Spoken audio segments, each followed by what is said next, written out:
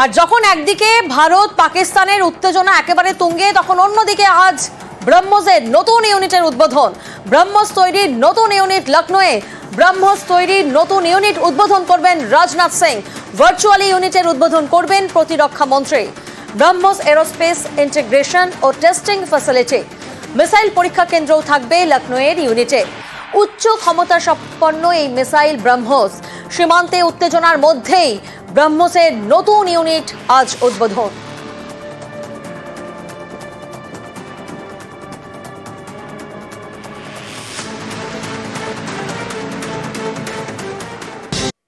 আর এই রকম একটা আবহে আপনাদেরকে জানিয়ে রাখি, অমৃতসর থেকে সেখানে অস্ত্র উদ্ধার হয়েছে।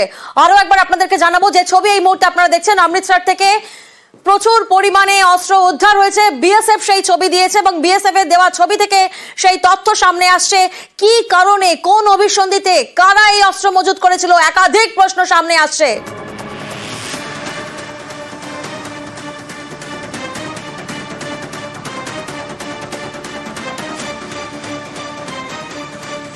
অমৃতসরের সন্ত্রাসের ছক বানচাল, এই প্রশ্নটাই সামনে আসছে। কারণ একাধিক অস্ত্র কেন মজুত করা হয়েছিল, কি কারণে মজুত করা হয়েছিল, কারা মজুত করেছিল, কোনো বড়সড় সন্ত্রাসের ছক ছিল কি, একাধিক প্রশ্ন সামনে আসছে। প্রতিনিধি মৈত্রী এই মুহূর্তে আমাদের সঙ্গে রয়েছেন, আপডেট জানাবে মৈত্রী। দেখো, একেবারে এই প্রশ্নটাই কিন্তু বারবার করে ঘুরে ফিরে আসছে। তার কারণ পাঞ্জাব সীমান্তে, অমৃতসরের সীমান্তে যে বিপুল পরিমাণের আর্মস এবং এক্সপ্লোজিভ রিকভার করা হয়েছে, তার পরিমাণটা দেখেই কিন্তু সব থেকে বড় প্রশ্ন হচ্ছে যে এর পেছনে উদ্দেশ্যটা কি ছিল।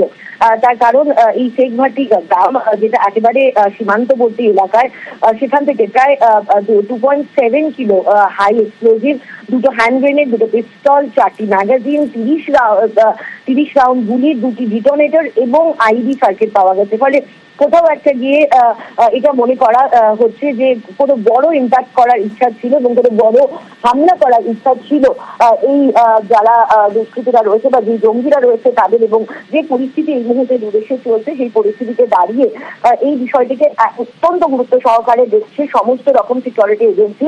ইতিমধ্যে বিএসএফ এর যে রিকভারি হয়েছে, তারপরে পরবর্তী বিষয় খতিয়ে দেখা হচ্ছে। অন্যান্য সিকিউরিটি এজেন্সিরাও তারা গোটা বিষয়টি খতিয়ে দেখছে যে কারা এই এবং এত বিপুল পরিমাণে রসদ কেন মজুত করা হয়েছে।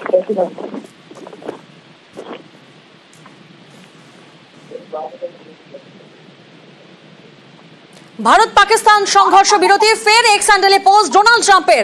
দুই দেশের সঙ্গে বাণিজ্য বাড়ানোর সিদ্ধান্ত, দুই দেশের সঙ্গেই কাজ করার বার্তা দিয়েছেন ডোনাল্ড ট্রাম্প।